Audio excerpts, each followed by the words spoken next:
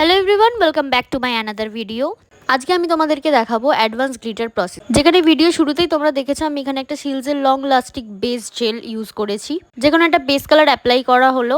আমি এখানে ওই জেল পলিশটা অ্যাপ্লাই করেছি, তার উপরে লং লাস্টিং বেস জেলটা একটা থিন লেয়ার অ্যাপ্লাই করে তার উপরে নিজের পছন্দ মতন গ্লিটার আর পার্ল ফ্লেক্স প্লেসমেন্ট করে দিয়েছি। তোমরা তোমাদের পছন্দ মতন করে প্লেসমেন্ট করতে পারো। এই প্রসেসে তোমরা শুধু গ্লিটার নয়, তোমরা ড্রাই ফ্লাওয়ার যে কোনো জিনিস এরকমভাবে প্লেসমেন্ট করতে পারো নেলসের ওপরে। এরপরে এটাই 60 সেকেন্ড কিওর করে তার উপরে জেল পলিশটা আবার হাফ অ্যাপ্লাই করে ওমব্রে করে দিয়েছিলাম।